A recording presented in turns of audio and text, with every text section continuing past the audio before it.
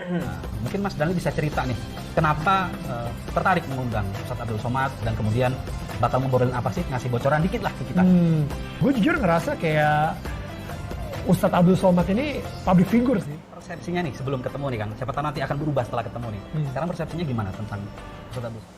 Dengerin dakwahnya, Oke. gue dengerin khotbahnya, prinsip-prinsip lah ya, prinsip-prinsip yang mengenai ketuhanan gitu ya, itu secara mayoritas gue setuju juga.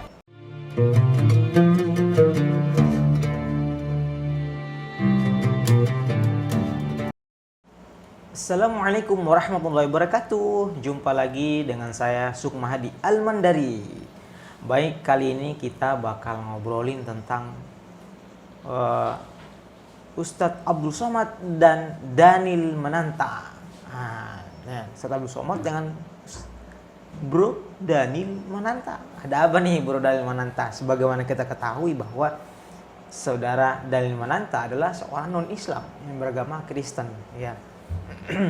Dan sedangkan Ustadz Abdul Somad, ya kita ketahui beliau adalah public figure yang beragama Islam, yang aktif berceramah. Nah, terbaru akhirnya Bro Daniel Mananta mengundang Ustadz Abdul Somad dan belajar tentang Islam.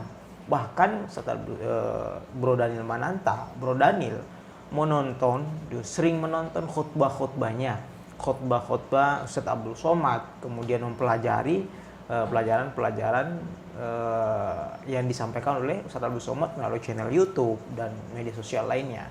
Nah, bahkan menurut Bro Daniel, dia setuju tentang ketuhanan secara umum yang disampaikan oleh Ustadz Abdul Somad. Mari kita simak videonya dulu, kenapa dia bertemu dan seperti apa pendapat Bro Daniel Mananta tentang Abdul Somad, ya. Kita dengar, dan di akhir saya akan memberikan komentar, ya. Baik, kita dengar dulu. Mungkin Mas Dani bisa cerita nih, kenapa tertarik mengundang Ustadz Abdul Somad dan kemudian bakal ngobrolin apa sih, ngasih bocoran dikit lah ke kita. Gue jujur ngerasa kayak Ustadz Abdul Somad ini public figure sih. Ya, oke. Iya kan, dia udah borderline antara pemuka agama dan public figure juga gitu. Persepsinya nih sebelum ketemu nih kan, siapa tahu nanti akan berubah setelah ketemu nih. Sekarang persepsinya gimana tentang Ustadz Abdul Somad yang ini? Nah, beberapa mungkin setahun yang lalu atau 2 tahun yang lalu banyak ya berita-berita heboh tentang beliau ya, dan itu kontroversial sifatnya. Pas di gara-gara Singapura kemarin itu, nggak tahu kenapa kayak di hati gue mikir, gue harus interview Ustadz nih, gue harus interview Ustadz Abdul Somad. Dan di situ gue mulai dengerin dakwahnya, gue dengerin khotbahnya. Riset dulu berarti ya? Riset. Dan prinsip-prinsip lah ya, prinsip-prinsip yang mengenai ketuhanan gitu ya, itu secara mayoritas gue setuju juga gitu. Spirituality-nya itu. Spirituality-nya gue setuju juga gitu. Jadi ketika gue melihat gitu, wah ya udah, gue pengen deh ngobrol lebih banyak lagi sama beliau. Pengen tahu aja kisah hidup beliau itu seperti apa. Pribadi beliau. Betul, memanusiakan manusia gitu. Gue pengen tahu aja kayak masa kecilnya seperti apa sih. Gimana beliau selalu ngomong tentang Tuhan yang penuh dengan cinta. Berarti untuk seseorang seperti beliau bisa mewartakan tentang cinta Tuhan, atau Tuhan itu cinta, berarti dia sendiri pernah merasakan cinta Tuhan. Apa yang terjadi di hidup dia ketika dia merasakan cinta Tuhan untuk pertama kali? Pengalaman spiritual beliau. Betul. Baik, ikhwakilan, kita sudah mendengarkan tadi wawancara dengan Daniel Mananta, seorang Kristen yang mengundang UAS dan penasaran dengan UAS karena menurut dia tentang ketuhanan yang nilai ketuhanan yang disampaikan oleh Ustadz Abdul Somad secara mayoritas, dia setuju.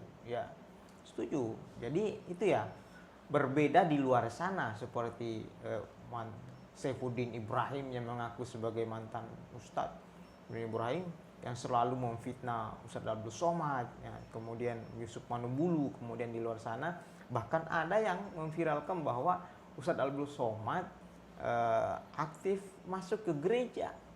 La haula wala quwata illa billah.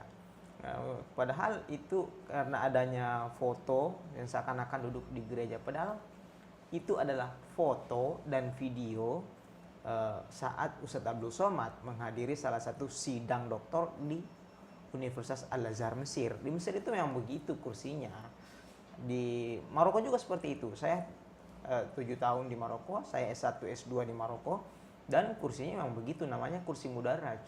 Nah ini kita doakan semoga Bro Daniel Mananta menjadi mualaf karena dia sudah belajar Islam. Dia setuju dengan poin-poin Islam secara umum, poin-poin ketuhanan dalam Islam secara umum. Ya, kita doakan di mana Bro Mananta ini, Daniel Bro Mananta sudah berbicara secara luas di podcastnya Daniel Mananta. Ya, kita doakan ya, ini adalah sebuah poin yang bagus. Berbeda dengan orang yang di luar sana yang suka memfitnah. Ini sekaligus bantahan bahwa UAS itu tidak radikal. Bahkan poin-poin keislaman dalam Kristen secara umum itu hampir sama ya. Baik, terima kasih. Jangan lupa like, share, dan subscribe. Salam demokrasi. Wassalamualaikum warahmatullahi wabarakatuh.